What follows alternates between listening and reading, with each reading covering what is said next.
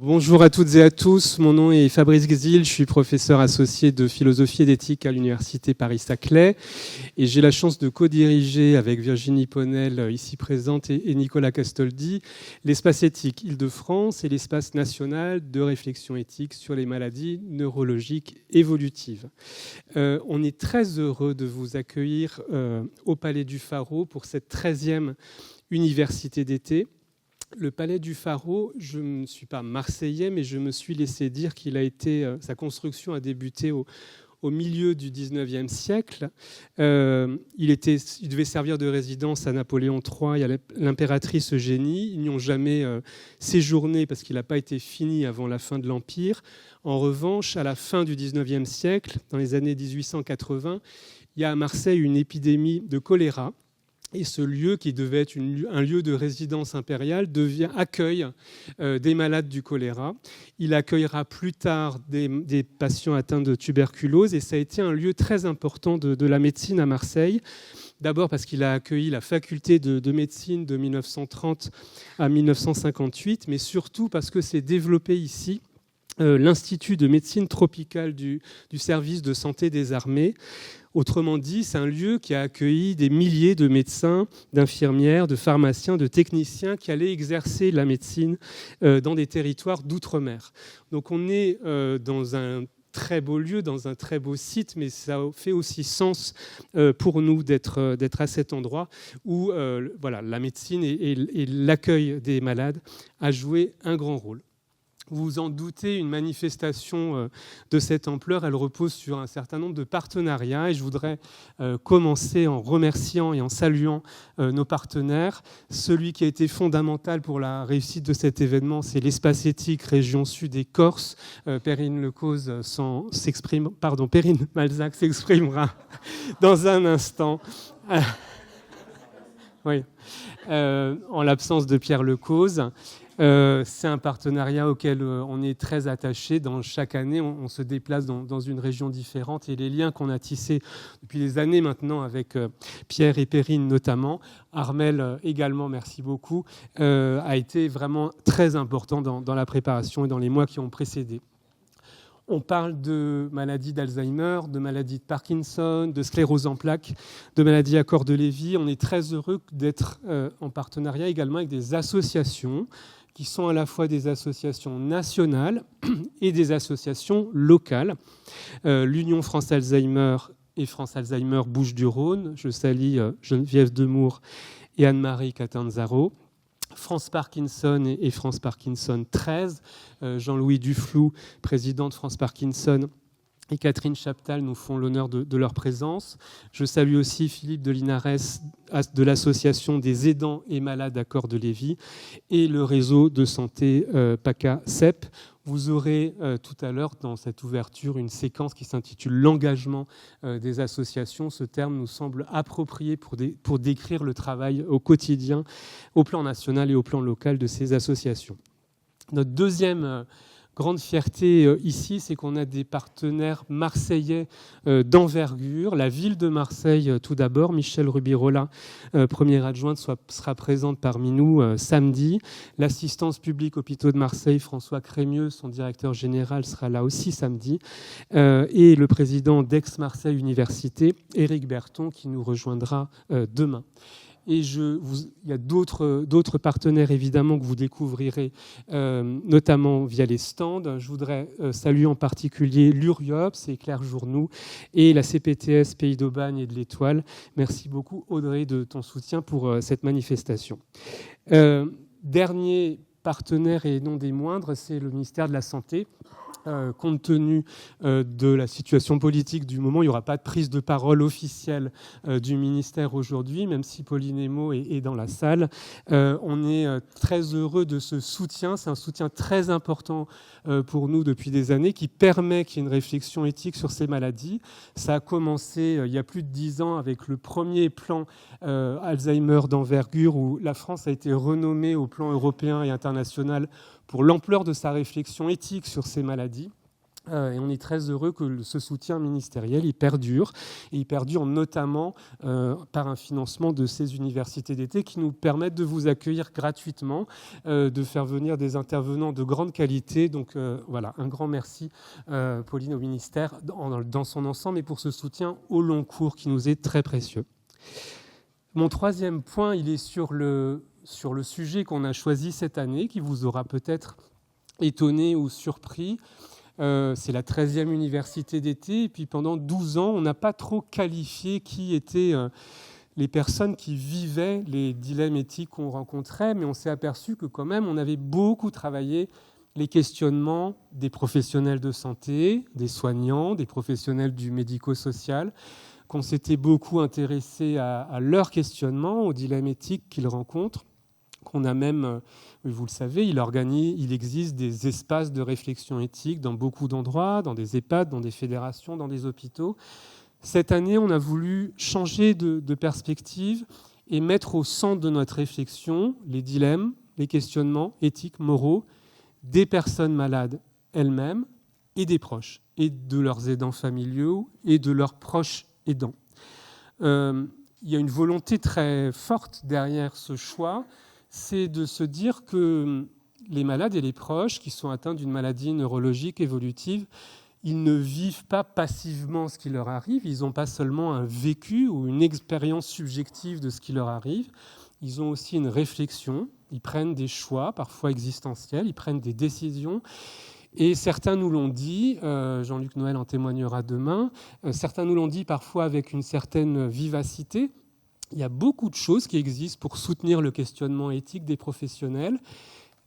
Où est le soutien éthique aux questions très délicates que nous, comme aidants, que nous, comme malades, nous posons parfois également. Bien sûr, il y a des aidants, il y a des proches qui participent à des espaces éthiques, à des réflexions, mais à des réflexions qui souvent concernent au premier chef les professionnels. Donc on a voulu, par cette université d'été, créer un temps, un espace pour commencer d'une part à le reconnaître. Il y a des questionnements éthiques très, très importants aussi dans la vie des malades et des proches, des arbitrages, des choix qui nous engagent individuellement et collectivement. Et puis surtout, à l'espace éthique Île-de-France et à l'espace national, on considère que l'éthique, ce n'est pas seulement de la théorie, ce n'est pas seulement de la réflexion, ce n'est pas seulement des questionnements, que l'éthique, c'est d'abord un engagement. Et que ce qui fait qu'il y a de l'éthique ou qu'il y a des lieux aussi où parfois on a l'impression que l'éthique a déserté, c'est qu'il y a des soignants, des personnes, des professionnels, des bénévoles, des proches qui s'engagent auprès d'autres, auprès de personnes vulnérables, auprès de personnes en situation de fragilité, de précarité, quelle qu'en soit la raison. Et avant d'être une réflexion, un questionnement, il me semble que l'éthique, elle est d'abord un engagement. Elle est dans cet engagement pour autrui, pour le collectif, dans une institution, dans une famille, dans un couple, dans une relation, auprès d'autrui. Et donc c'est aussi de cela dont on voudrait parler pendant ces 2 jours, des questionnements, des réflexions, mais aussi de l'engagement, de ce que ça suppose de s'affronter comme malade à une maladie neurologique évolutive, et d'être en soutien comme aidant, comme proche aidant, comme aidant familial à ces situations de vie. Donc une éthique comme questionnement, mais aussi et peut-être d'abord comme engagement.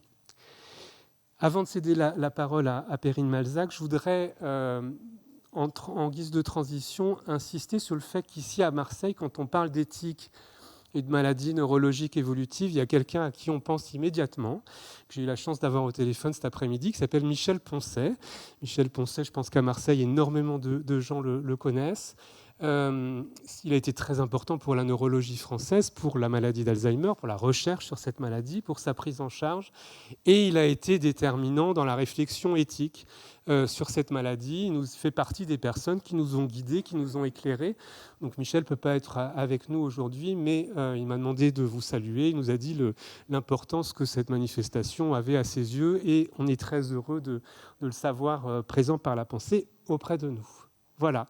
Merci beaucoup. Je passe la parole à Perrine Malzac, co-directrice de l'Espace éthique, PACA Corse.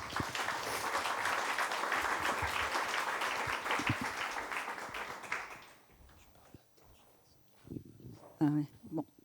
Bonjour à tous.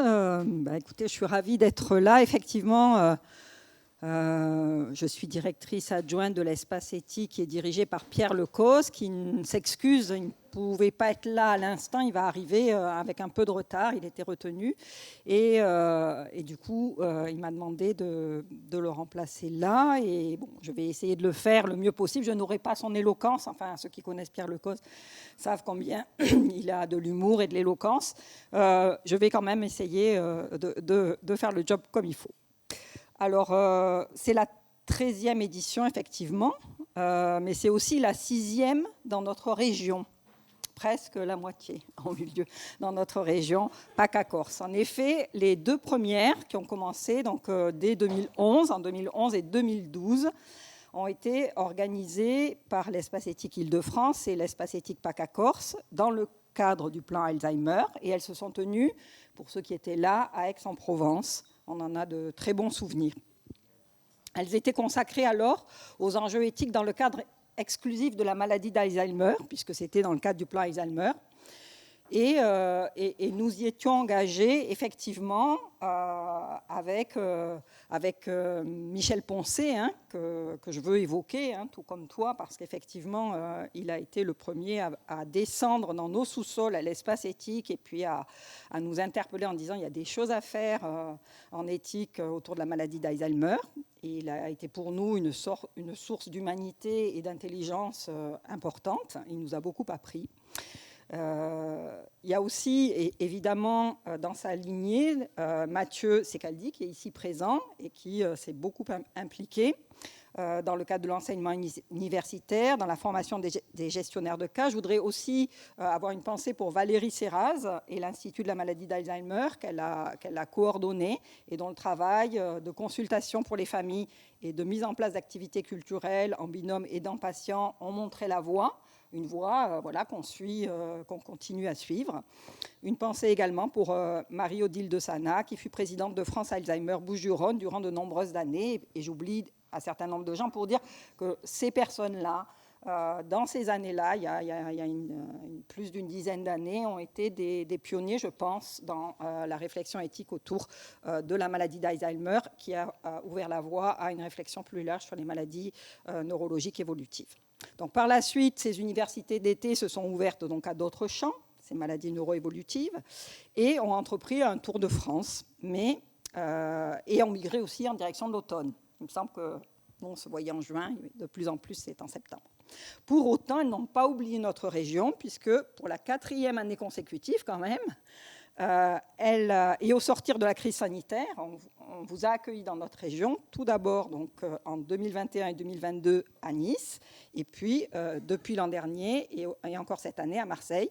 C'est dire notre engagement et notre proximité pour cet événement, avec cet événement. Voilà, la thématique de cette année, elle me semble particulièrement audacieuse. En effet, l'éthique n'appartient pas aux professionnels ni aux experts. Le dilemme éthique, il concerne la relation de soins et d'accompagnement et souvent il crée ce dilemme, il est source de tension, de souffrance morale lorsque des circonstances liées à la maladie rendent toute décision difficile. Je ne peux ni ne peux. Voilà l'état dans lequel on peut être parfois dans des circonstances où la maladie surgit et où des dilemmes des dilemmes moraux nous occupent. Par exemple, au regard des maladies neuroévolutives, je ne peux me considérer en tant que malade, considérer mon proche ou la personne dont je m'occupe, dans un cadre professionnel par exemple, qui souffre de troubles de la mémoire ou de difficultés à se mobiliser, ni comme absolument autonome, ni comme définitivement incapable. Et c'est dans cet entre-deux, du respect de la personne, de ses choix, de la recherche de ses capacités encore mobilisables, de ses préférences et sans doute aussi des dilemmes qu'elle vit, que nous avons à apprendre ensemble et à cheminer au mieux. Confrontés à une situation éthiquement difficile, les professionnels dont je fais partie, et nous sommes nombreux ici, je crois, à être des professionnels, nous ne savons ni comment ni quoi faire. Des dispositifs d'aide à la décision qui permettent de clarifier ces dilemmes éthiques, de les expliciter et d'en débattre collégialement s'organisent depuis plus de 20 ans, partout sur le territoire, sous la forme de comités d'éthique, dans les structures sanitaires, et puis plus récemment aussi dans les établissements médico-sociaux. Mais bien qu'intégrant de plus en plus souvent dans leur composition des représentants des patients, ils restent majoritairement centrés sur les préoccupations des professionnels. Or, il suffit de tendre l'oreille, de suspendre le flux de paroles savantes et de bons conseils, de prendre le temps d'écouter pour percevoir que les personnes touchées par une maladie, et plus particulièrement s'il s'agit d'une affection chronique, neuroévolutive, vont être directement, nécessairement et obligatoirement confrontées à des questions existentielles et à des tensions morales. Ces questions intimes et personnelles pour certaines, en miroir des préoccupations des professionnels pour beaucoup d'autres aussi, nous leur faisons en général peu de place dans la relation et moins encore dans nos colloques ou séminaires. Et je pourrais même dire que certains professionnels en ont peur de ces dilemmes que vivent les personnes et les fuient. C'est donc, je le pense, tout l'intérêt de cette université d'été d'avoir fait le choix, le pari même, de partir des dilemmes des patients et de leurs proches qui, lorsque la maladie apparaît et perdure, sont confrontés à de multiples décisions difficiles, voire déchirantes.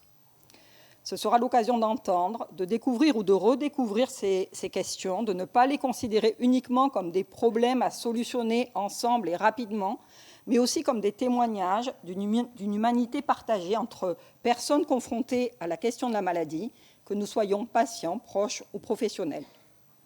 Entendre et découvrir les dilemmes des personnes malades et de leurs proches, c'est se donner la chance en tant que professionnels d'une plus grande hospitalité. Or, rendre les lieux de soins, qui sont également des lieux de vie, plus hospitaliers, c'est à la fois favoriser l'alliance nécessaire aux soins, redonner du sens à son exercice professionnel et offrir un espace d'accueil de la personne avec et au-delà de la maladie. Voilà, je nous souhaite une belle université d'été 2024.